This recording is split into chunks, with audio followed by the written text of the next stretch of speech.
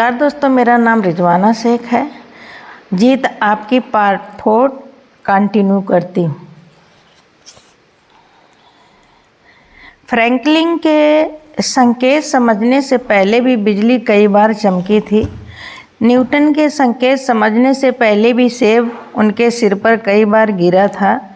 कुदरत हमेशा इशारे करती रहती है, हमें बार बार इशारा करती है और एकाएक हम उसका इशारा समझ जाते हैं। सफलता उसूलों का नाम है और ये उसूल कुदरत के हैं। बदलाव कुदरत का उसूल है। हम या तो आगे बढ़ रहे हैं या पीछे हट रहे हैं। हम या तो काम बना रहे हैं या काम बिगाड़ रहे हैं। स्थायी की कोई गुंजाइश नहीं होती। अगर हम किसी बीज को पेड़ बनने के लिए नहीं बोएंगे तो वह सड़ जाएगा। आप चाहे या न चाहें, बदलाव तो होना ही है और होकर रहेगा। हर तरक्की बदलाव का नतीजा होती है, पर ज़रूरी नहीं कि हर बदलाव की वजह से तरक्की हो। हमें बदलाव का जायज़ा लेना चाहिए और उन्हें तभी कबूल करना चाहिए जब वो वाजिब लगें। किसी चीज़ को जांचे बिना कबूल कर लेना आदमी के ढीले स्वभाव को दर्शाता है। ऐसा ज्ञान आत्मविश्वास और आत्मसम्मान की कमी की निशानी है। परंपरा के बारे में काफ़ी कुछ कहा जा सकता है। केवल तरक्की के लिए तरक्की करना एक तरह की कैंसरग्रस्त सोच है या चारों ओर फैल रही नकारात्मकता है। यह तरक्की नहीं, बर्बादी है। सही मायने में तरक्की के लिए उसका नकारात्मक होना जरूरी है। सही मायने में तरक्की के लिए उसका सकारात्मक होना जरूरी है। सफलता किस्मत से नहीं, कुछ नियमों का पालन करने से मिलती है। वजह और नतीजे का सिद्धांत। सफल होने के लिए हमें वजह और नतीजे के सिद्धांत और काम एवं नतीजे के रिश्ते को समझना होगा। हर नतीजे की कोई वजह होती है। वजह और नतीजे का सिद्धांत बोने और काटने के सिद्धांत जैसा ही है। बोने और काटने का सिद्धांत यह है, हम में से कुछ बोने की इच्छा होनी चाहिए। इच्छा शुरुआती बिंदु है। हम जैसा बोएंगे वैसा ही काटेंगे। अगर हम आलू बोएंगे तो आलू की ही फसल काटेंगे, टमाटर की नहीं। काटने से पहले हमको बोना पड़ेगा। पाने से पहले दीजिए। ईंधन डालने से पहले हम भट्टी से गर्मी देने की उम्मीद नहीं कर सकते। कुछ लोग हमेशा देने से पहले ही पाने की उम्मीद लगा बैठते हैं। हम जब कोई बीज बोते हैं उससे कई गुना अधिक फसल काटते हैं। अगर हम सकारात्मक बीज बोएंगे तो हमारी सकारात्मकता की फसल कई गुना बढ़कर मिलेगी और अगर हम नकारात्मक बीज बोएंगे तो हमको नकारात्मकता की फसल कई गुना बढ़कर मिलेगी। लोगों की प्रकृति के नियमों के विपरीत जाते देखना कोई असाधारण बात नहीं। किसान जानता है कि वह जिस दिन बीज बोता है उसी दिन फसल नहीं काट सकता। फसल तैयार होने में हमेशा कुछ वक्त लगता है। हम कब बोएंगे तो कब काटेंगे, हम बोएंगे तो ज़्यादा काटेंगे। यह भौतिक विज्ञान के नियम जैसा है। हर क्रिया की बराबर शक्ति की प्रतिक्रिया होती है। लोग अक्सर नतीजे बदलने की कोशिश करते हैं जबकि वजह बरकरार रहती है। हम अपने दिमाग को सकारात्मक विचारों की खुराक लगातार देते रहें, वरना नकारात्मकता खाली पड़ी जगह पर अपने आप काबिज हो जाएगी। जो बात जेम्स एलन ने अपनी किताब एज ए मैन थिंकेग में कही है, वही बात कई पुरानी कहानियों में भी कही जा चुकी है। इंसान का दिमाग बगीचे की तरह होता है। हम अच्छे बीज बोएंगे तो बगीचा भी अच्छा होगा। अगर हम कुछ नहीं बोएंगे तो भी कुछ ना कुछ तो उगेगा ही और वह जंगली घास फूस होगी। यह कुदरत का नियम है। हमारी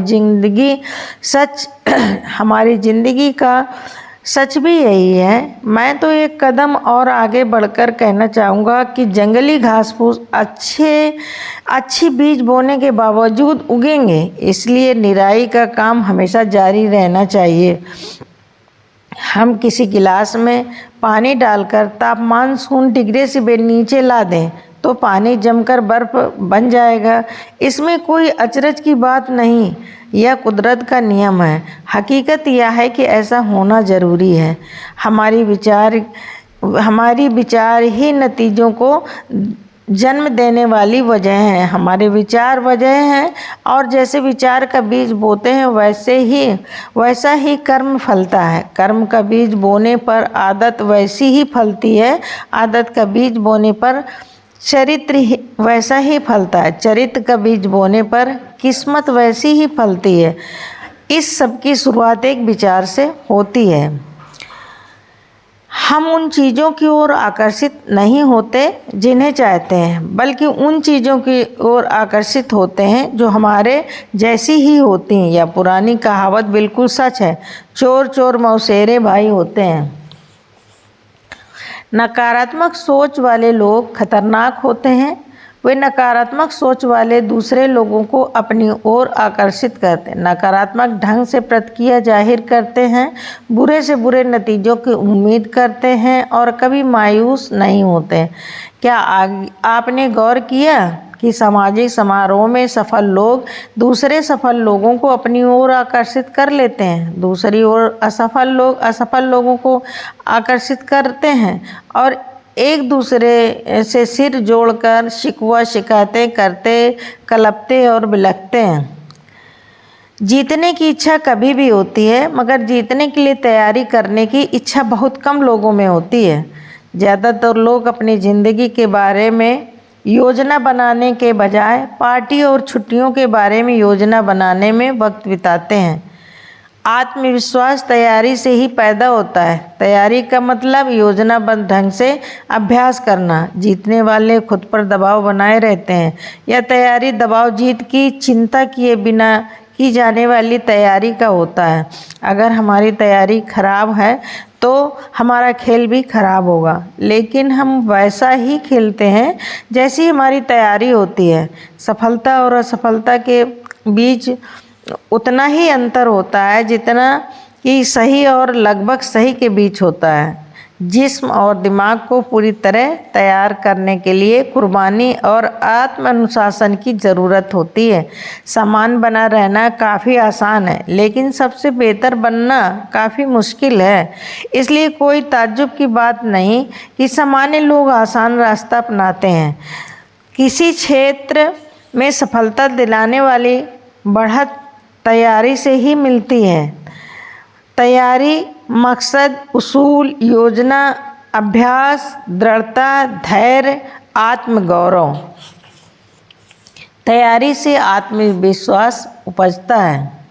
तैयारी का मतलब यह होता है कि हम असफलता को सह तो लें पर उसे स्वीकार ना करें।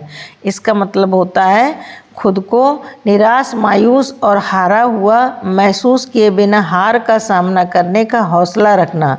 तैयारी का मतलब होता है अपनी गलतियों से सीखना। गलती करना कोई बुरी बात नहीं। हम सभी गलती करते हैं, लेकिन गलती के दोहराने वाला आदमी मूर्ख होता है। गलती करके उसे न सुधारने वाला आदमी और बड़ी गलती करता है। किसी गलती को संभालने का सबसे अच्छा तरीका यह है उसे जल्दी से जल्दी स्वीकार कर लिया जाए। उसे उलझा ना जाए, उसमें उलझा ना जाए, सबसे सबक लिया जाए, उसे दोहराया ना जाए, दूसरों को दोष न दिया जाए और बहाने न बनाए जाए। तैयारी न होने से ही दबाव महसूस होता है। तैयारी, अभ्यास और कड़ी मेहनत का कोई विकल्प नहीं होता। केवल मन की इच्छाओं और अभिलाषाओं से कोई नतीजा नहीं निकलता। हमको मुकाबले में बढ़त तैयारी ही दिला सकती है। अगर हमने तैयारी नहीं की है तो खुद को लाचार महसूस करेंगे। जैसे पानी अपना रास्ता खुद तलाश लेता है, वैसे ही सफलता उन लोगों तक पहुंचने का रास्ता तलाश लेती है जिन्होंने तैयारी की होती है। कमज़ोर कोशिशों से कमज़ोर नतीजे मिलते हैं। हमें दृढ़ता इन चीज़ों से आती है: उद्देश्य, तैयारी, धैर्य, सिद्धांत, सकारात्मक नज़रिया, योजना, गर्व, अभ्यास, कीमत अदायगी। क्या हमारे पास एक ऐसा उद्देश्य है? क्या हमारे पास मकसद पाने के लिए कोई योजना है? हम तैयारी के लिए कोशिश कर रहे हैं। हम क्या कीमत चुकाना चाहते हैं और किस हद तक आगे बढ़ना चाहते हैं? क्या हम सफलता हासिल होने से पहले के दबावों को झेलने का धैर्य है? क्या हम बेहतर होने के लिए लगातार अभ्यास करने को तैयार हैं? क्या हम किसी मजबूत उसूल की बुनियाद पर खड़े हैं? क्या हम अपने कार्य प्रदर्शन पर गर्व अनुभव करते हैं? क्या हमारे पास मैं यह काम कर सकता हूँ वाला नज़रिया है?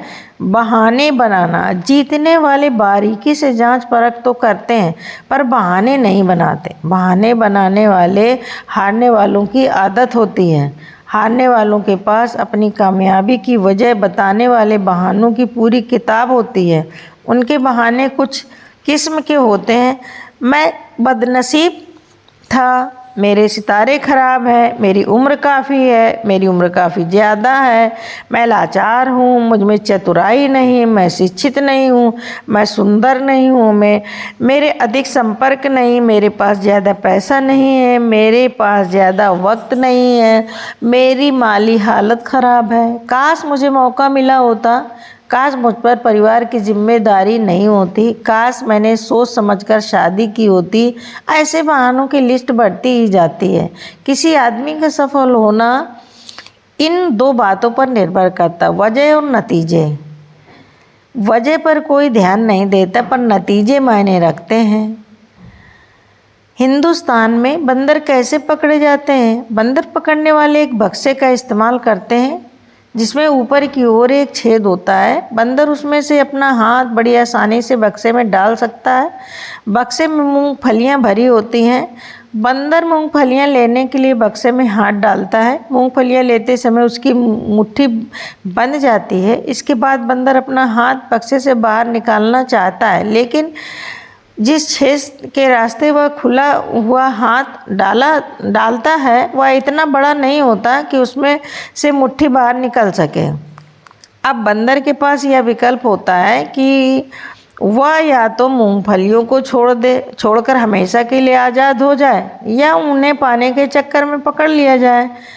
आपने अंदाज़ा लगा लिया होगा कि वह मूंगफलियां हाथ में थामे रहता है और पकड़ा जाता है। हम लोग उन बंदरों से अलग नहीं हैं। हम खुद की ज़िंदगी में आगे बढ़ने से रोकने वाली बाधाओं से चिपके रहते हैं। हम खुद को यह कहकर सही ठहराने की कोशिश करते रहते हैं कि मैं यह काम नहीं कर सकता क्योंकि बाद जो शब्द आते हैं वे उन बाधाओं को ही बयान करते हैं जो हमें ज़िंदगी में आगे बढ़ने से रोकती रहती हैं। सफल लोग बहाने नहीं बनाते। अगर हम असफल होना चाहते हैं तो हमारे लिए सबसे अच्छी सलाह यह है कि ना तो सोचिए, ना कुछ पूछिए और ना ही कुछ सुनिए। एक इंसान संकोच करता है हीन भावना की वजह से और दूसरा गलतियां करने के लिए संकोच नहीं करता हीन भावना की ही वजह से। इतिहास से सबक ना लेने वाले लोग नष्ट हो जाते हैं। अगर हमारा नज़रिया सही हो तो हम अपनी गलतियों से सीखते हैं। असफलता सफ़र का अंत नहीं, महज भटकाव होती है। यह देर की वजह बन सकती, हार की नहीं। सच बात तो यह है कि अपनी गलतियों से हमें तजर्बा हासिल होता है। कुछ लोग सीखते हुए जीते हैं और कुछ लोग केवल जीते हैं। अक्लमंद लोग अपनी गलतियों से सीखते हैं, अधिक अक्लमंद लोग दूसरों की गलतियों से सीखते हैं। हमारी ज़िंदगी इतनी लंबी नहीं होती कि हम केवल अपनी गलतियों से ही सीखते रहें। अवसर बाधाओं का रूप धरकर भी आ सकते हैं, इसलिए बहुत सारे लोग उन्हें पहचान नहीं पाते। याद रखिए, बाधा जितनी बड़ी होगी अवसर भी उतना ही बड़ा होगा। डर वास्तविकता हो सकता है, डर वास्तविक हो सकता है और काल्पनिक भी। डरा हुआ इंसान अटपटे काम करता है। डर की बुनियादी वजह नासमझी होती है। डर कर जीना भावनाओं की कैद में जीने के समान है। हर असुरक्षा की भावना आत्मविश्वास की कमी और बहानेबाजी की आदत को जन्म देता है। यह हमारी क्षमता और योग्यता को नष्ट कर देता है। डरा हुआ इंसान स्पष्ट ढंग से सोच नहीं पाता। डर रिश्तों और सेहत को नष्ट कर देता है। डर की कुछ आम वजहें हैं: असफलता का डर, कुछ अनजानी चीज़ों का डर, तैयारी न होने का डर, गलत फैसला लेने का डर, अस्वीकार किए जाने का डर। कुछ तरह के डरों को बयान किया जा सकता है, जबकि कई प्रकार के डर केवल महसूस किए जा सकते हैं। डर इंसान को बेचैन कर देता है, जिसकी वजह से इंसान बेतुकी बातें सोचने लगता है। नतीजे के तौर पर समस्याएं हल करना उसकी क्षमता पर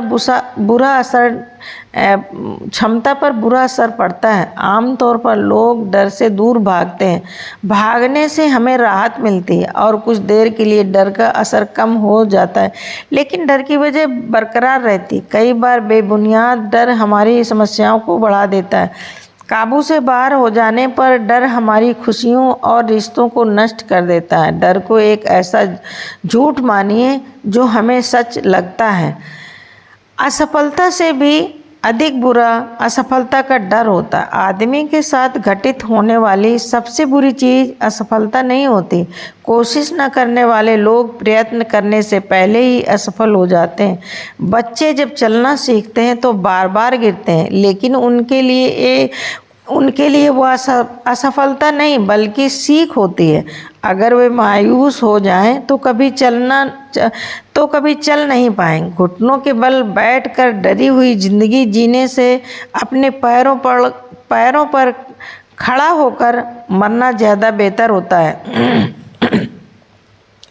अल्बर्ट आइंस्टीन का कहना था, मुझे लगता है कि मैंने ज़िंदगी में अपनी केवल 25% बौद्धिक क्षमता का उपयोग किया।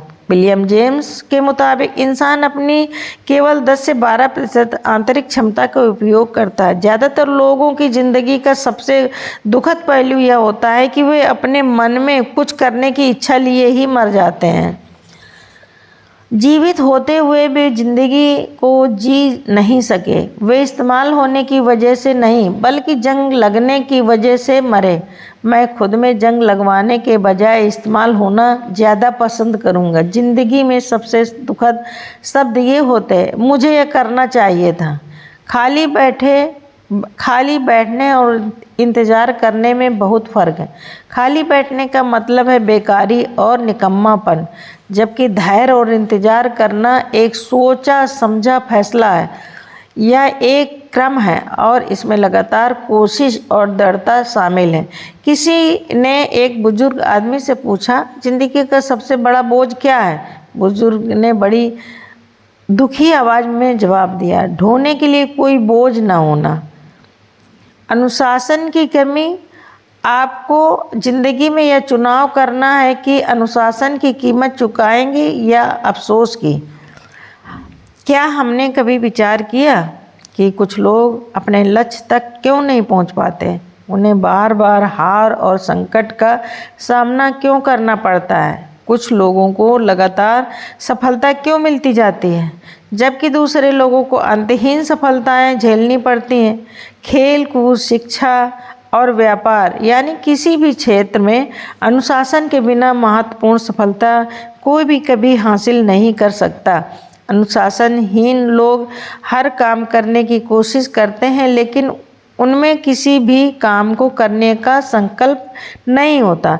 कुछ तथाकथित उदार चिंतकों ने अनुशासनहीनता को स्वतंत्रता माना है, लेकिन किसी विमान में बैठते वक्त मैं यही चाहूँगा कि उसका पायलट अनुशासित हो। वह उन कामों को करे जिनकी उससे उम्मीद की जाती है, ना कि अपने मन की मौज के मुताबिक काम करे। मैं नहीं चाहूँगा कि विमान कोई ऐसा पायलट चलाए जो इस दर्शन में विश्वास करता हो कि मैं आज़ाद हूँ। मैं नहीं चाहता कि कोई मुझे कंट्रोल टावर से बताए कि मुझे क्या करना है। लगातार कोशिश की कमी अनुशासन की कमी का नतीजा होती है। अनुशासित रहने के लिए आत्मनियंत्रण एवं त्याग की आवश्यकता होती है तथा भटकाव और लालच से बचना पड़ता है। इसका मतलब यह होता है कि हम लक्ष्य पर ध्यान लगाएं। भाप इंजन को तब तक नहीं खींच सकती जब तक उसे एक दायरे में सीमित न कर दिया जाए। नियाग्रा फल से बिजली तब तक नहीं बनाई जा सकती जब तक कि उसे बांधा ना जाए। खरगोश और कछुए की कहानी हम सभी जानते हैं। खरगोश ने अपनी रफ्तार के बारे में डींग हाँकी और कछुए को दौड़ में मुकाबला करने की चुनौती दी। कछुए ने चुनौती कबूल कर ली। उन्होंने एक लोमड़ी को जज बनाया। दौड़ शुरू हुई तो कछुआ अपनी धीमी चाल से चलता रहा, लेकिन खरगोश ने रफ्तार दिखाई। जल्दी ही खरगोश ने कछुए के काफ़ी पीछे छोड़ दिया। उसे जीतने का पूरा भरोसा था, इसलिए उसने सोचा क्यों न एक झपकी ले ली जाए। नींद खुलने पर उसे दौड़ की याद आई और उसने फिर दौड़ना शुरू किया, लेकिन उसी दौरान कछुआ लक्ष्य तक पहुंचकर दौड़ जीत चुका था। अनियमित कड़ी मेहनत से कहीं बेहतर है नियमित रूप से की गई थोड़ी सी भी कोशिश जो अनुशासन से आती है। अनुशासन और पछतावा दोनों ही दुखदायक हैं।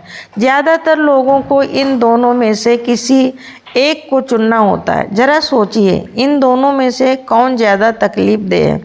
जिन बच्चों को बिना अनुशासन के काफ़ी आज़ादी देकर पाला जाता है, वे आमतौर पर बड़े होकर ना तो अपनी इज्जत करते हैं और ना ही माँ बाप की और समाज की परवाह करते हैं। वे जिम्मेदारियां कबूल नहीं करना चाहते।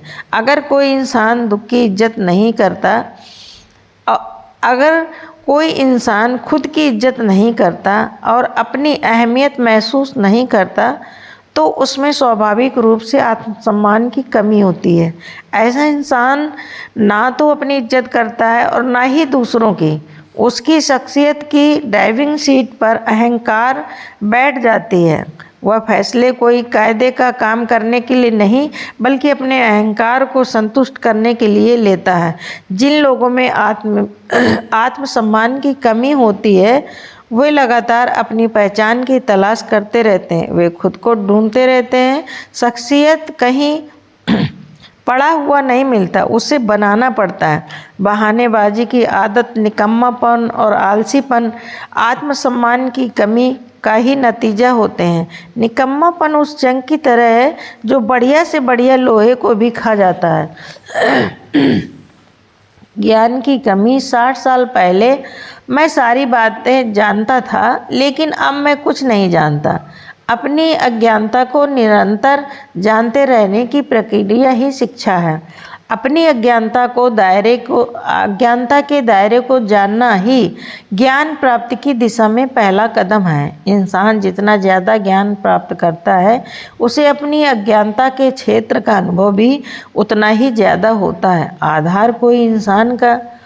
अगर कोई इंसान यह समझता है कि उसे सब कुछ मालूम है, तो उसे सीखने की सबसे ज़्यादा ज़रूरत है।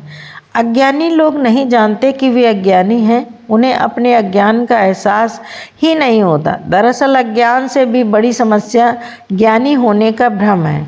इसकी वजह यह है कि अगर हम कोई चीज़ नहीं जानते, जानने के बावजूद उसे जानने का भ्रम पाल लेते हैं तो गलत फैसले लेने लगते हैं। भाग्यवादी नज़रिया बनाने वाले लोग उनके हालात की वजह से जन्म लेने वाली जिम्मेदारियों को कबूल करने से कतराते हैं।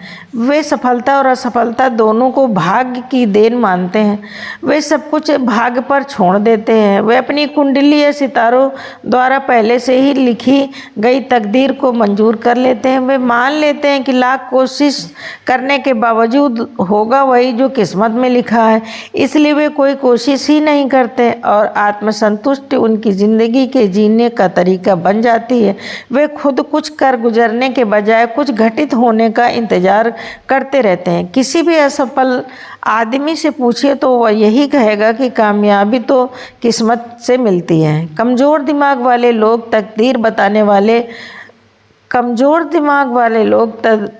बताने वालों, कुंडली देखने वालों और खुद को अवतारी पुरुष घोषित करने वालों के चक्कर में आसानी से आ जाते हैं, जबकि कई बार ऐसे लोग केवल पाखंड कर रहे होते हैं। भाग्यवादी लोग अंधविश्वासों के चंगुल में फंस जाते हैं। कुछ लोग खरगोश के पाँव को सौभाग्य लाने वाला मानते हैं। वे या नहीं समझ पाते कि वह पाँव खुद खरगोश के लिए भाग्यशाली साबित नहीं हुआ। अगर हम असफल होना चाहते हैं तो भाग्य में विश्वास कीजिए और सफल होना चाहते हैं तो वजह और नतीजे के सिद्धांत में विश्वास कीजिए। इस तरह हम अपनी किस्मत खुद बनाएंगे। सैमुअल गोल्डविन ने सच ही कहा है, मैं जितनी कड़ी मेहनत करता हूँ भाग्य के उतने ही करीब पहुँच जाता हूँ। कुछ लोग खुद को बदनसीब मानते हैं। इस तरह की सोच भाग्यवादी नज़रिए को जन्म देती है। कोई काम आधे मन से करने वाले लोग अक्सर ऐसी बातें करते हैं, मैं कोशिश करूँगा, देखता हूँ यह तरीका काम करता है या नहीं, मैं एक बार कोशिश करके देखूँगा। मेरे पास खोने के लिए कुछ नहीं है। मैंने वैसे भी ज़्यादा कोशिश नहीं की। अगर हम इस ढंग से सोचते हैं तो हमारा असफल होना निश्चित है, क्योंकि आप में दृढ़ता और समर्पण की कमी है। सोचने का यह ढंग साहस, प्रतिबद्धता और आत्मविश्वास की कमी दर्शाता है। कोई काम आधे मन से करने का मतलब नाकामयाबी की उम्मीद करना और उसे हासिल करना है। कामयाबी कोशिश से मिलती है। एक आदमी ने एक घोड़ा खरीदा और एक बड़ी सी तख्ती लगाकर उसे घुड़शाला में खड़ा कर दिया। तख्ती पर लिखा हुआ था, दुनिया का सबसे तेज दौड़ने वाला घोड़ा। घोड़े के मालिक ने ना तो घोड़े से अभ्यास करवाया, ना ही उसे चुस्त दुरुस्त रखने के लिए प्रशिक्षित किया। उसने घोड़े को एक रेस में दौड़ाया जिसमें वह आखिरी नंबर पर आया। घोड़े के मालिक ने फौरन तख्ती बदल दी और घोड़े पर एक नई तख्ती लगा दी जिस पर लिखा था, घोड़े के लिए सबसे तेज दुनिया। लोग अपनी आलसीपन या ज़रूरी चीज़ों को ना करने की वजह से नाकामयाब होते हैं और फिर किस्मत को दोष देते हैं। नज़रिया, हिम्मत और सोच में गहराई के बिना जिंदगी का अंधा तजुर्बा है। तंग, सुस्त और कमज़ोर दिमाग वाले लोग हमेशा आसान और सबसे कम रुकावटों वाले रास्ते चुनते हैं। 15 सेकंड तक अपनी क्षमता प्रदर्शित करने के लिए खिलाड़ी 15 साल तक अभ्यास करते हैं। उनसे पूछिए कि क्या वे खुशकिस्मती से जीतते हैं। किसी खिलाड़ी से पूछिए कि कड़े अभ्यास के बाद वे कैसा महसूस करता है। वह आपको बताएगा कि वह ऐसा महसूस करता है जैसे कि उसकी पूरी ताकत निचोड़ ली गई है। अगर वह ऐसा महसूस नहीं करता तो इसका यही मतलब होगा कि उसने अभ्यास में अपनी पूरी क्षमता नहीं लगाई। हारने वाले सोचते हैं कि जिंदगी ने उनके साथ नाइंसाफ़ी की है। वे केवल अपनी रुकावटों के बारे में सोचते हैं। वे ये नहीं सोचते कि जो इंसान पूरी तैयारी करके अच्छी तरह खेल रहा है उसे भी उन रुकावटों का सामना करना पड़ा है, पर उसने उन पर काबू पा लिया। असफल और सफल व्यक्ति में यही फ़र्क है। जीतने वालों की तकलीफ़ बर्दाश्त करने की शक्ति बढ़ जाती है, क्योंकि उसकी मेहनत सिर्फ खेल में प्रदर्शन करने तक सीमित न रहकर उसके चरित्र को भी ऊंचा उठाती है। एक कस्बे में बाढ़ आई। एक आदमी के सिवा वहाँ रहने वाला हर आदमी किसी सुरक्षित स्थान पर जा रहा था। जिस आदमी ने अपनी जगह नहीं छोड़ी उसका कहना था, मुझे विश्वास है कि भगवान मेरी रक्षा करेगा। पानी का स्तर बढ़ने पर उसे बचाने के लिए एक जीप आई, पर उस आदमी ने यह कहकर जाने से इनकार कर दिया, मुझे विश्वास है कि भगवान मेरी रक्षा करेगा। पानी का स्तर और बढ़ने पर वह अपने मकान की दूसरी मंजिल पर चला गया। तब उसकी मदद करने के लिए एक नाव आई। उस आदमी ने उसके साथ भी यही कहकर जाने से इनकार कर दिया, मुझे विश्वास है भगवान मेरी रक्षा करेगा। पानी का स्तर बढ़ता जा रहा था। वह आदमी अपने मकान की छत पर चला गया। उसकी मदद के लिए हेलीकॉप्टर आया, लेकिन उस आदमी ने अपनी वही बात फिर दोहराई, मुझे विश्वास है भगवान मेरी रक्षा करेगा। आखिरकार वह डूबकर मर गया। भगवान के पास पहुंचने पर उसने उनसे गुस्से भरे लहजे में सवाल किया, मुझे आप पर पूरा भरोसा था, फिर आपने मेरी प्रार्थना को अनसुना कर मुझे डूबने क्यों दिया? भगवान ने जवाब दिया, तुम क्या सोचते हो, तुम्हारे पास जीप, नाव और हेलीकॉप्टर किसने भेजा था? भाग्यवादी नज़रिए से उबरने का केवल एक ही तरीका है कि हम जिम्मेदारियां कबूल करें और किस्मत पर यकीन करने के बजाय वजह और नतीजे के सिद्धांत में विश्वास करें। जिंदगी में कोई लक्ष्य इंतजार चाहता है और अचंभित होकर सोच विचार करते रहने से नहीं, बल्कि काम तैयारी और योजना से हासिल होता है। किस्मत लायक लोगों पर मेहरबान होती है। अलेक्जेंडर ग्राहम बेल अपनी ऊंचा सुनने वाली पत्नी के लिए सुनने में मदद देने वाली एक मशीन बनाने की जीतोड़ कोशिश कर रहे थे। वह उस मशीन को बनाने में तो नाकामयाब रहे, पर उसी दौरान उन्होंने टेलीफोन बनाने का सिद्धांत ढूंढ लिया। क्या हम ऐसे व्यक्ति को भाग्यशाली मानेंगे? अच्छी किस्मत तभी हासिल होती है जब तैयारी और अवसर का मेल हो। कोशिश और तैयारी के बिना अच्छे संयोग घटित नहीं होते।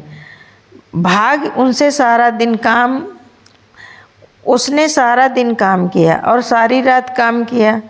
उसने खेलना छोड़ा और मौज मस्ती छोड़ी। उसने ज्ञान के ग्रंथ पढ़े और नई बातें सीखी। वह आगे बढ़ता गया। पाने के लिए सफलता जरा सी दिल में विश्वास और हिम्मत लिए आगे बढ़ा, और जब वह सफल हुआ, लोगों ने उसे भाग्यशाली कहा। उद्देश्य की कमी। महान मस्तिष्कों में उद्देश्य होते हैं, अन्य लोगों के पास केवल इच्छाएं होती हैं।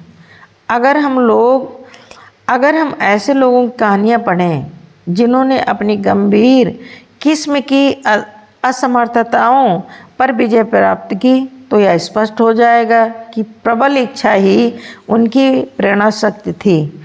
उनकी जिंदगी में कोई उद्देश्य था। वे अपने आप को भरोसा दिलाना चाहते थे कि सफलता सारी बाधाओं के बावजूद हासिल की जा सकती है, और उन्होंने ऐसा कर दिखाया। इच्छा शक्ति के बल पर ही लकवे के शिकार विल्मा रुडोल्फ ने 1960 की ओलंपिक दौड़ में सबसे तेज दौड़कर सोने के 3 तगमे हासिल किए। ग्लेन कनिंघम के मुताबिक हर इच्छा शक्ति ही थी जिसने जले पैरों वाले एक लड़के को 1 मील की दौड़ में विश्व रिकॉर्ड कायम करने की शक्ति दी। 5 साल की उम्र में एक पोलियो पीड़ित बच्चे ने अपनी शक्ति दोबारा हासिल करने के लिए तैरना शुरू किया। सफल होने की अपनी प्रबल इच्छा के बल पर ही उसने 3 प्रतियोगिताओं में विश्व रिकॉर्ड कायम किया और सन 1956 के मेलबोर्न में ओलंपिक में स्वर्ण पदक जीता। उसका नाम है सेली मॉन। जब लोग उद्देश्यहीन और दिशाहीन होते हैं तो उन्हें कोई अवसर नहीं दिखाई देता। जब किसी इंसान में कोई काम पूरा करने की इच्छा, लक्ष्य की ओर बढ़ने की सही दिशा का ज्ञान, लक्ष्य के प्रति समर्पण और कड़ी मेहनत करने के लिए अनुशासन की भावना होती है, तो सफलता उसके कदम चूमती है। अगर हमारे पास लक्ष्य और सही दिशा का ज्ञान नहीं है, तो हमारे पास और कोई भी खूबी हो, हम सफल नहीं होंगे। चरित्र की बुनियाद पर ही हर चीज़ टिकी होती है या टिकाऊ होता है। साहस की कमी। सफल लोग चमत्कार घटित होने या कोई काम आसानी से हो जाने की आशा नहीं करते। वे रुकावटों पर काबू पाने की हिम्मत और ताकत हासिल करते हैं। वे इस बात पर ध्यान नहीं देते कि उन्होंने क्या गंवा दिया, बल्कि इस पर ध्यान देते हैं कि उनके पास क्या बचा हुआ है। इच्छाएं साकार नहीं होती, पर दृढ़ विश्वास पर टिके हुए भरोसे और उम्मीदें पूरी हो जाती हैं। प्रार्थनाएं तभी स्वीकार की जाती हैं जब साहस के साथ काम किया जाए। साहस और चरित्र, इन दोनों का तालमेल कामयाबी हासिल करने का एक अहम नुस्खा है। आम और ख़ास लोगों के बीच यही फ़र्क होता है। हमारा मन जब साहस से भरा होता है तो हम अपने डर को भूल जाते हैं और रास्ते की रुकावटों पर काबू पा लेते हैं। साहस का मतलब डर का ना होना नहीं, बल्कि डर को जीतना है। साहस के बिना चरित्र, निष्ठा और न्यायप्रियता बेअसर होता है। दूसरी ओर चरित्र के बिना साहस जुल्म का रूप ले लेता है। सफलता पाना केक बनाने की तरह है। अगर हमारे पास सही नुस्खा ना हो तो हमको कामयाबी नहीं मिलेगी। अच्छा केक बनाने के लिए हमारे पास सही मात्रा में उम्दा किस्म की सामग्री होनी चाहिए। हमको उसे ना तो ज़्यादा आंच देनी होगी, ना ही कम। अगर हमारे पास सही नुस्खा हो तो अभ्यास और कभी कभार होने वाली गलतियों से मिलने वाली सीख की मदद से यह काम आसान हो जाता है। अब नुस्खा हमारे पास है, हम इसका इस्तेमाल करेंगे या नहीं, यह हमको तय करना है। हारने के लिए नहीं, बल्कि जीतने के लिए खेलें। दूसरों की गलतियों से सीखें, ऊंचे चरित्र वाले लोगों से संबंध रखें। जितना पाते हैं उससे अधिक दें। कुछ दिए बिना कुछ पाने की उम्मीद ना रखें। हमेशा दूर की सोचें। अपने मजबूत पहलुओं को जानें और उनकी बुनियाद पर अपना विकास करें।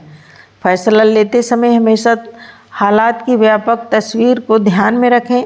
अपनी सच्चाई के साथ कभी समझौता ना करें। दूसरा सवाल यह पैदा होता है कि प्रेरणा है क्या? प्रेरणा एक ऐसी प्रेरक शक्ति है जो हमारे काम या भावनाओं में जोश भरती है। प्रेरित करने का मतलब होता है जोश और जज्बा पैदा करना। प्रेरणा का अर्थ किसी के अंदर काम करने की लगन पैदा करना भी हो सकता है। प्रेरणा बहुत शक्तिशाली है। यह हमारे मन के संदेह को दूर करके हमको प्रेरित और गतिशील करती है। दूसरे शब्दों में, प्रेरणा किसी भी काम को करने की वजह मानी जा सकती है। यह एक ऐसी ताकत है जो हमारी ज़िंदगी बदल सकती है। हमें प्रेरित होने की आवश्यकता क्यों होती है? प्रेरणा हमारे जीवन की प्रेम शक्ति होती है। इसका जन्म सफल होने की इच्छा से होता है। सफलता के बिना जिंदगी में ना तो इज्जत मिलती है, ना ही घर या दफ्तर में आनंद और उत्तेजना का माहौल बन पाता है। जिंदगी उस टेढ़े मेढ़े पहिए की तरह हो जाती है जिस पर हिचकोले खाते हुए सवारी करनी पड़ती है। प्रेरणा की सबसे बड़ी दुश्मन आत्मसंतुष्टि और आत्मसंतुष्ट व्यक्ति कोशिश नहीं करता। आत्मसंतुष्ट लोग विकास भी नहीं कर पाते क्योंकि उन्हें जिंदगी की ज़रूरतों का एहसास ही नहीं हो पाता। प्रेरणा कैसे उत्पन्न होती है, इसे समझ लेने के बाद हम खुद को प्रेरित करके अपने मकसद को तो हासिल कर ही सकते हैं, इसके अलावा दूसरों को भी प्रेरित कर सकते हैं। हमारी आंतरिक प्रेरणा ही हमारी प्रेम शक्ति और नज़रिया होती है और यह हमारे आसपास के माहौल पर भी असर डालती है। हम दूसरे लोगों से जैसे व्यवहार की उम्मीद करते हैं उसे हासिल करने की कुंजी हमारा नज़रिया ही है। कोई इंसान प्रेरित और लक्ष्य के प्रति समर्पित कैसे रह सकता है? इसके लिए खिलाड़ी लंबे समय से आत्म सुझाव के तरीके का इस्तेमाल करते आ रहे हैं। आत्म सुझाव के अंतर्गत कुछ आशावादी वाक्य वर्तमान काल में बोले जाते हैं और उन्हें लगातार दोहराया जाता है। दूसरे शब्दों में कहें तो यह खुद से की गई आशावादी बातचीत है। उदाहरण के तौर पर मान लीजिए कि हमने हाल ही में कोई नया काम शुरू किया है। खुद को आत्म सुझाव देने के लिए हम इस वाक्य को दिन में कई बार दोहरा सकते हैं। मेरा आत्मविश्वास हर रोज़ बढ़ता जा रहा है। या फिर मान लीजिए कि हमारा बेटा एक ऐसे दौर से गुजर रहा है जिसमें उसकी हर बात हमारे मन में खींच पैदा करती है। उस हाल में हम खुद को या आत्म सुझाव दे सकते हैं, मैं जान से बात करते समय शांत रहूँगा और संयम से काम लूँगा। मैं देश विदेश में सेमिनार करता रहता हूँ। लोग मुझसे अक्सर पूछते हैं कि क्या मैं दूसरों को प्रेरित कर सकता हूँ। मेरा जवाब होता है नहीं, लोग खुद ही प्रेरित करते हैं। मैं तो लोगों को प्रेरित होने के लिए आत्म प्रेरणा देता हूँ। उसके बाद लोग अपने लिए प्रेरणादायक माहौल खुद तैयार कर सकते हैं। अंततः प्रेरणा विचार के रूप में व्यक्त होती है, जबकि प्रेरणा कार्य के स्तर पर व्यक्त होती है। जब आदमी की सोच बदलती है तो उसका इजहार उसके व्यवहार में होता है। लोगों को आत्म प्रेरित करने वाली अंत प्रेरणा देने के लिए आवश्यक है कि उनकी ज़रूरतों को समझा जाए। सबसे बड़ी प्रेरणा क्या है? पैसा, मान्यता, जीवन स्तर में सुधार, हम जिन्हें प्यार करते हैं उनसे मिली स्वीकृति, ये सारी चीज़ें प्रेम शक्ति बन सकती हैं। लोग पैसा पाने के लिए बहुत कुछ करते हैं। अच्छे नेता के लिए वे उससे भी अधिक कुर्बानी दे देते हैं, लेकिन सबसे अधिक त्याग लोग अपने विश्वास के लिए करते हैं। अपने विश्वास के लिए लोग जान तक दे देते हैं। पूरी दुनिया में ऐसी घटनाएं रोज़ होती हैं। हम जब खुद को अपने जीवन और व्यवहार के लिए जिम्मेदार मानने लगते हैं तो ज़िंदगी के बारे में हमारे नज़रिए में बेहतरी लाने वाला बदलाव आता है। प्रेरणा आग की तरह होती है। यदि हम उसमें ईंधन डालना बंद कर देंगे तो वह बुझ जाएगी। अपने आंतरिक मूल्यों में विश्वास ही हमारा ईंधन है। जब हमारी प्रेरणा को आंतरिक मूल्यों में विश्वास का ईंधन मिलता है तो वह लंबे समय तक कायम रहती है। प्रेरणा दो तरह की होती, आंतरिक और बाहरी। बाहरी प्रेरणा बाहर से हासिल होती है। बाहरी प्रेरणा का उदाहरण है पैसा, सामाजिक मान्यता, प्रसिद्धि और भय। उदाहरण के तौर पर माँ बाप से मार खाने का डर या नौकरी से निकाले जाने का डर। भय से उत्पन्न प्रेरणा। एक कंपनी पेंशन योजना शुरू करना चाहती थी। योजना को लागू करने के लिए ज़रूरी था कि उसे सारे कर्मचारी मंजूरी दें। जॉन के अलावा हर कर्मचारी ने उस योजना को मंजूरी देने के लिए दस्तखत कर दिए। योजना अच्छी थी और सभी कर्मचारी के लिए काफ़ी फायदेमंद थी, लेकिन जॉन के दस्तखत न करने से रुकावट पैदा हो गई। जॉन के सुपरवाइज़र और साथी कर्मचारियों ने उसे दस्तखत करने के लिए मनाने की काफ़ी कोशिश की, पर असफल रहे। आखिरकार कंपनी के मालिक ने जॉन को अपने दफ्तर में बुलाकर कहा, जॉन, यह पेन रखी है और साथ में पेंशन योजना के वे कागजात रखे हुए हैं जिसमें शामिल होने के लिए तुम्हें दस्तखत करने हैं। अगर तुम इस योजना में शामिल नहीं होना चाहते हो तो तुम्हें इसी वक्त नौकरी से निकाल दिया जाएगा। जॉन ने दस्तखत कर दिए। तब कंपनी के मालिक ने पूछा कि उसने दस्तखत पहले क्यों नहीं किए। जॉन ने जवाब दिया, इससे पहले किसी ने इस योजना को इतनी अच्छी तरह से नहीं समझाया था जिस तरह से आपने समझाया है। अक्सर देखा जाता है कि शिकारी को चकमा दे देते हैं। यह वजह होती है कि शिकारी अपना भोजन जुटाने के लिए दौड़ रहा होता है, जबकि शिकार अपनी जान बचाने के लिए भाग रहा होता है। भय के कारण उत्पन्न होने वाली प्रेरणा के ये फायदे हैं। इसकी वजह से काम जल्दी पूरा हो जाता है। काम समय पर पूरा हो जाने से नुकसान नहीं होता। थोड़े समय के लिए इंसान की काम करने की शक्ति बढ़ जाती है।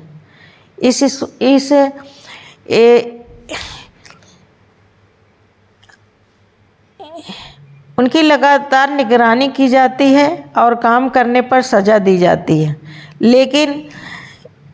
लेकिन डर से जन्म लेने वाली प्रेरणा के नुकसानदेह पहलू भी हैं। मसलन यह बाहर से दी जाने वाली प्रेरणा इसका मतलब यह है कि प्रेरणा तभी तक कायम रहती है जब तक प्रेरणा देने वाला मौजूद रहता है। प्रेरणा देने वाले के हटते ही प्रेरणा भी समाप्त हो जाती है। यह तनाव पैदा करती है, सीमित काम करते हैं और जिससे जान बची रहे। आखिरकार काम करने की शक्ति घट जाती है। यह रचनात्मकता को खत्म कर देती है। लोग डंडे के डर से काम करने के आदी हो जाते हैं और उनसे काम करवाते रहने के लिए फिर और बड़े डंडे की ज़रूरत होती है। जो लोग केवल उतना काम करते हैं जिससे उनकी नौकरी बची रहे, वे किसी संस्था के लिए कीमती साबित नहीं हो सकते। एक ग्राहक ने किसी कर्मचारी से पूछा, तुम यहाँ कब से काम कर रहे हो? कर्मचारी ने जवाब दिया, जब से उन्होंने मुझे नौकरी से निकालने की धमकी दी है। बाहरी प्रेरणा कई तरह से प्रोत्साहनों, बोनस, कमीशन, मान्यता आदि के रूप में भी दी जा सकती है। प्रोत्साहन प्रेरणा का सबसे बड़ा लाभ यह है कि जब तक असरदार प्रोत्साहन मिलता रहता है तब तक यह काफ़ी कारगर साबित होती है। जरा उस गधे के बारे में सोचिए जिसके आगे एक गाजर लटक रही हो और पीछे एक गाड़ी जुड़ी हुई हो। इस मामले में प्रोत्साहन प्रेरणा बरकरार तभी साबित होती है जब गधा काफ़ी भूखा हो, गाजर मीठी हो और गाड़ी पर लदा बोझ हल्का हो। समय समय पर हमको गधे को थोड़ी सी गाजर खाने के लिए देनी होगी, वरना उसका उत्साह कम हो जाएगा। थोड़ी गाजर खा लेने के बाद जब गधे का पेट भर जाएगा तो हमको उसके फिर भूखे होने का इंतज़ार करना पड़ेगा ताकि वह गाजर खाने के लिए गाड़ी खींचे। हमारी व्यापारिक माहौल में भी यही सिलसिला देखने को मिलता है। सेल्समैन अपना कोटा पूरा होते ही काम करना बंद कर देते हैं क्योंकि उनकी प्रेरणा कोटा पूरा होने तक ही सीमित होती है। ऐसी प्रेरणा बाहरी है, अंदरूनी नहीं। आंतरिक प्रेरणा, एक लड़का फुटबॉल खेलने की प्रैक्टिस करने लगातार आता था, लेकिन वह कभी टीम में शामिल नहीं हो सका। जब वह प्रैक्टिस करता था तो उसके पिता मैदान के किनारे बैठकर उसका इंतज़ार करते रहते थे। मैच शुरू हुए तो वह लड़का 4 दिन तक प्रैक्टिस करने नहीं आया। वह क्वार्टर फाइनल में और सेमीफाइनल मैचों के दौरान भी नहीं दिखा, लेकिन वह लड़का फाइनल मैच के दिन आया और उसने कोच के पास जाकर आपने मुझे हमेशा रिजर्व खिलाड़ियों में रखा और कभी टीम में खेलने नहीं दिया, लेकिन कृपया करके आज मुझे खेलने दें। कोच ने कहा, बेटा मुझे दुख है कि मैं तुम्हें यह मौका नहीं दे सकता। टीम में तुमसे अच्छे खिलाड़ी मौजूद हैं। इसके अलावा यह फाइनल मैच है। स्कूल की इज्जत दांव पर लगी है। मैं तुम्हें मौका देकर खतरा मोल नहीं ले सकता। लड़के ने मिन्नत करते हुए कहा, सर मैं आपसे वादा करता हूँ कि मैं आपके विश्वास को नहीं तोड़ूंगा। मेरी आपसे विनती है कि मुझे खेलने दें। कोच ने इससे पहले लड़के को कभी इस तरह विनती करते हुए नहीं देखा था। उसने कहा, ठीक है बेटे, जाओ खेलो, लेकिन याद रखना कि मैं यह निर्णय अपने ही बेहतर फैसले के खिलाफ लिया है और स्कूल की इज्जत दांव पर लगी है। मुझे शर्मिंदा न होना पड़े। खेल शुरू हुआ और लड़का तूफान की तरह खेला। उसे जब भी गेंद मिली उसने गोल मार दिया। कहना ना होगा कि वह उस मैच का हीरो बन गया। उसकी टीम को शानदार जीत मिली। खेल खत्म होने के बाद कोच ने उस लड़के के पास जाकर कहा, बेटे मैं इतना गलत कैसे हो सकता हूँ? मैंने तुम्हें पहले कभी इस तरह खेलते हुए नहीं देखा। यह चमत्कार कैसे हुआ? तुम इतना अच्छा कैसे खेल गए? लड़के ने जवाब दिया, कोच आज मेरे पिताजी मुझे खेलते हुए देख रहे थे। कोच ने मुड़कर उस जगह को देखा जहां उनके पिताजी बैठा करते थे, लेकिन वहां पर कोई नहीं बैठा था। उसने पूछा, बेटा तुम जब भी प्रैक्टिस करने आते थे तो तुम्हारे पिताजी वहां बैठा करते थे, लेकिन आज मैं वहां पर किसी को नहीं देख रहा हूं।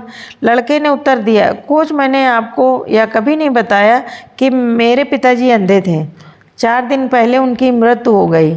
आज पहली बार वह मुझे ऊपर से देख रहे हैं। आत्मसम्मान, उपलब्धि के एहसास, जिम्मेदारी और विश्वास जैसी आंतरिक प्रेरणाएं व्यक्ति के अंदर से आती हैं। आंतरिक प्रेरणा व्यक्ति को अनुभव होने वाली आंतरिक संतुष्टि है। इसका संबंध जीत या सफलता से नहीं होता, बल्कि या तो किसी काम को पूरा करने से महसूस होने वाले पूर्णता से जन्म लेती है। इसका रिश्ता केवल मंजिल पाने से नहीं, बल्कि किसी काम को अंजाम तक पहुंचा देने का एहसास होता है। किसी निरर्थक लक्ष्य को हासिल करने से आत्मसंतुष्टि नहीं मिलती। आंतरिक प्रेरणा टिकाऊ होती है क्योंकि यह इंसान के अंदर ही जन्म लेती है और आत्म प्रेरणा का रूप लेती है। सफलता पाने के लिए अपनी प्रेरणा को पहचानने और लगातार शक्तिशाली बनाने की ज़रूरत होती। अपने लक्ष्य को लिखिए और उसे अपने सामने रखकर सुबह शाम पढ़ा कीजिए।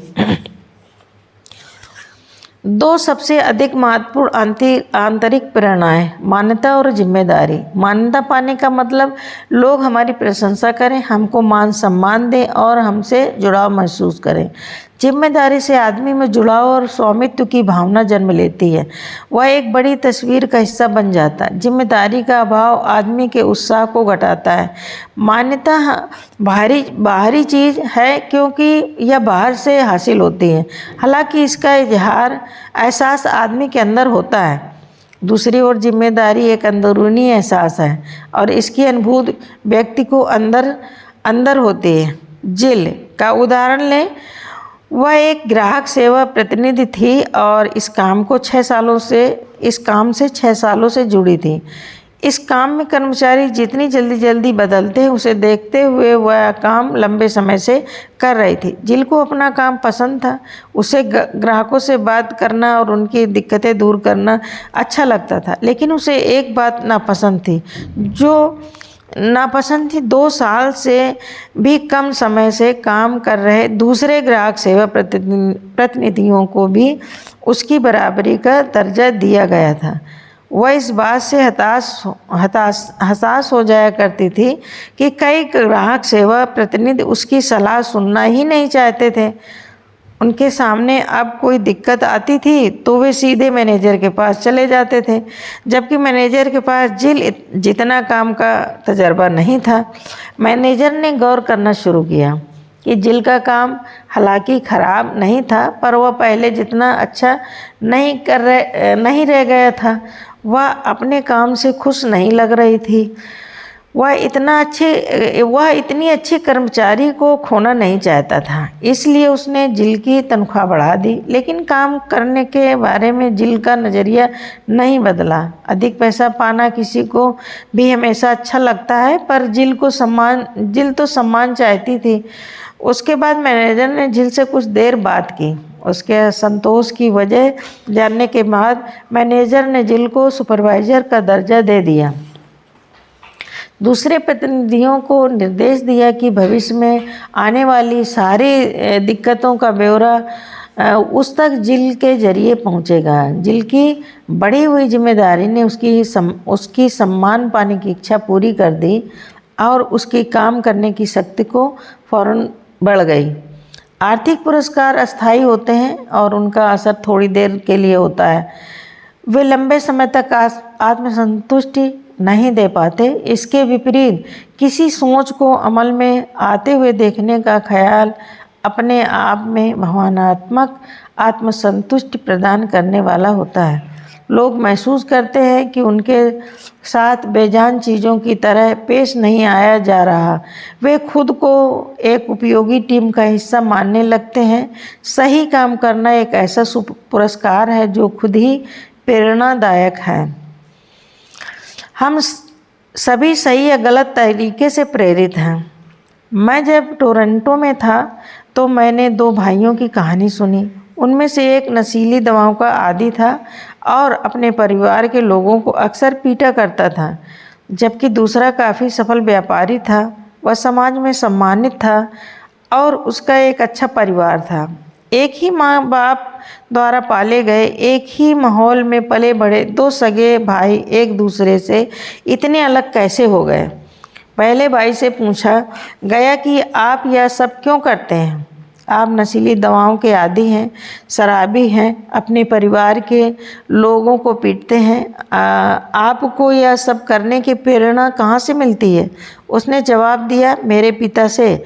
मेरे पिता नशीली दवाओं के आदी थे, वे शराबी थे और अपने परिवार के लोगों को पीटा करते थे। फिर आप मुझसे क्या बनने की उम्मीद करते हैं? उन्हीं वजहों से मैं ऐसा बन गया हूँ। दूसरे भाई से पूछा गया, आप सारे सही काम क्यों करते हैं? आपकी प्रेरणा का स्रोत क्या है? और ज़रा सोचिए, उसने क्या कहा।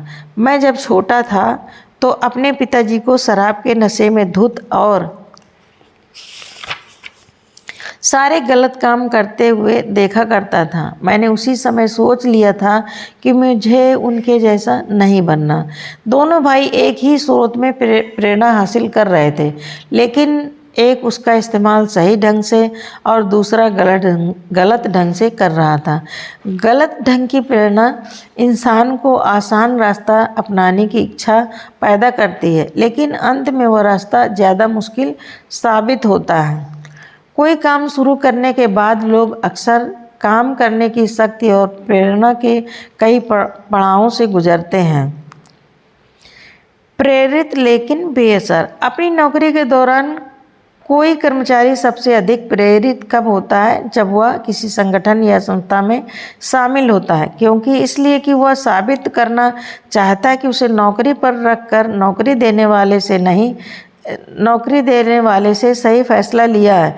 वह प्रेरित होता है, लेकिन माहौल में नया होने की वजह से यह नहीं जानता कि उसे क्या करना है, इसलिए बेअसर होता है। यह एक ऐसा पड़ाव होता है जब कर्मचारी पूरे खुले दिमाग के चीज़ों को सीखना चाहता है।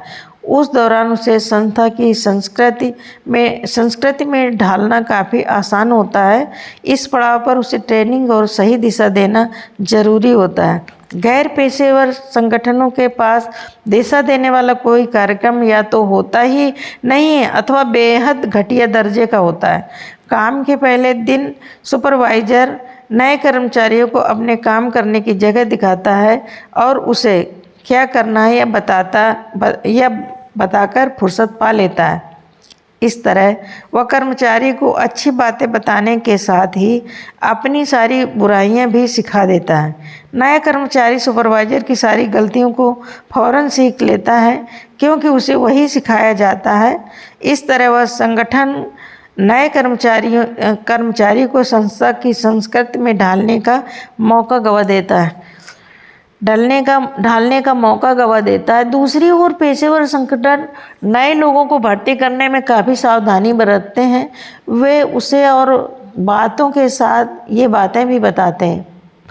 पदों का क्रम, एक दूसरे से अपेक्षाएं, क्या करना है और क्या नहीं करना है, मानक और दिशा निर्देश, क्या स्वीकार किया जा सकता है और क्या स्वीकार नहीं किया जा सकता है, संसाधन।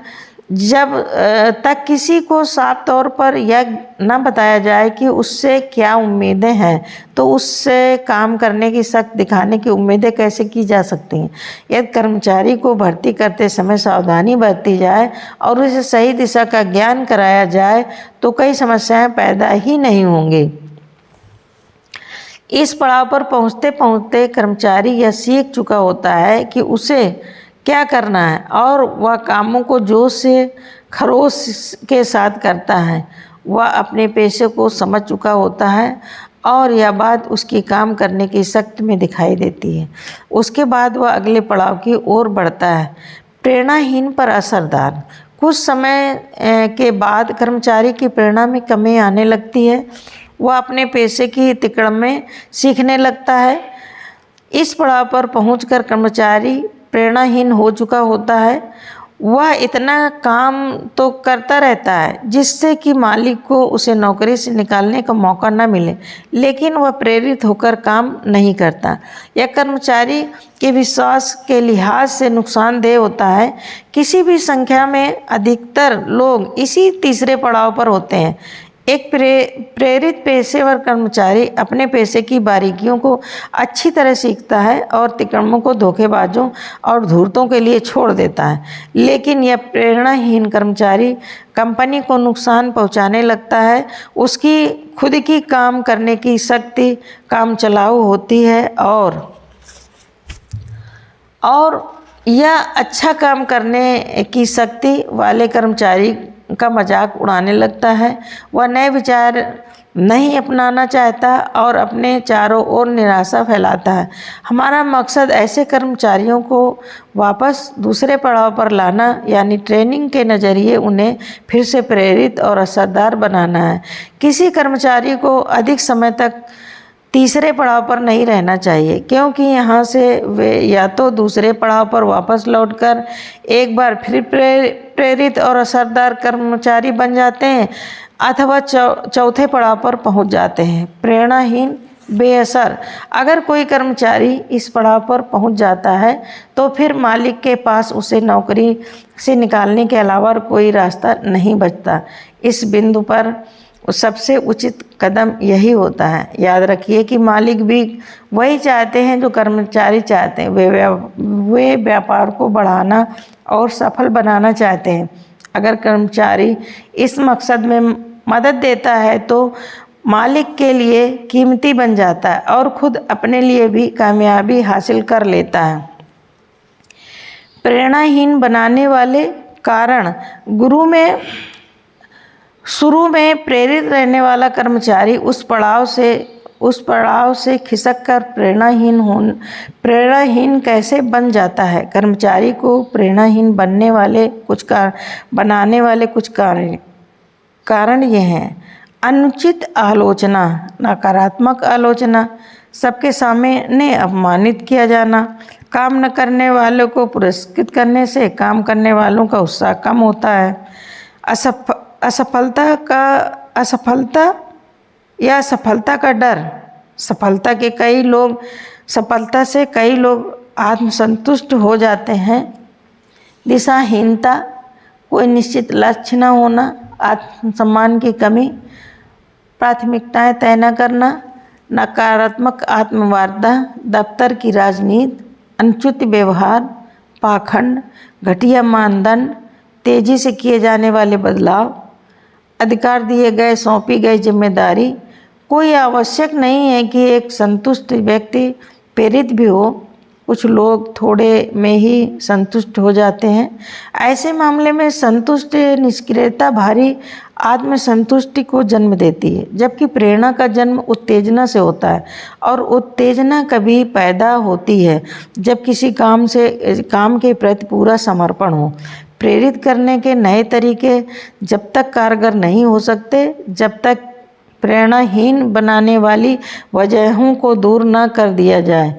कई बार प्रेरणाहीन बनाने वाले कारणों को दूर कर देने भर से लोग प्रेरित हो जाते हैं। प्रेरक हम जिस मकसद को हासिल करना चाहते हैं वह आत्म प्रेरणा यानी एक ऐसी स्थिति जिसमें लोग कोई काम किसी दूसरे की पैदा की हुई वजहों से नहीं बल्कि अपनी खुद की वजहों से करें, ऐसी प्रेरणा ही टिकाऊ होती है।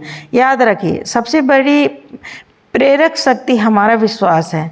हमें खुद में यह विश्वास पैदा करना होगा कि अपने काम और व्यवहार के लिए हम खुद जिम्मेदार हैं। लोग जब जिम्मेदारी कबूल करने लगते हैं तब गुणवत्ता, उत्पादकता, रिश्तों में टीम भावना के साथ काम यानी हर चीज में सुधार आ जाता है।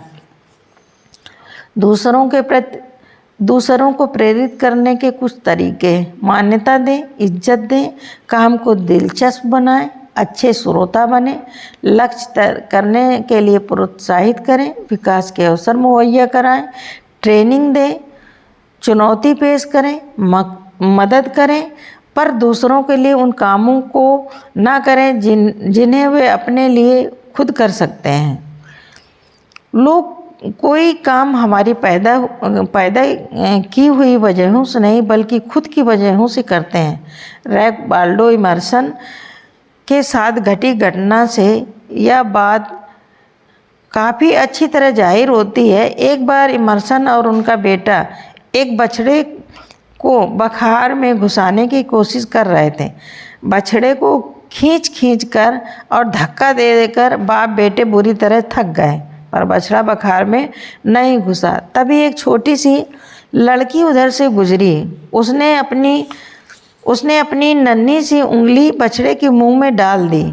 उसके बाद तो बछड़ा अंगुली को चूसते हुए उस लड़की के पीछे पीछे बखार में आराम से चला गया।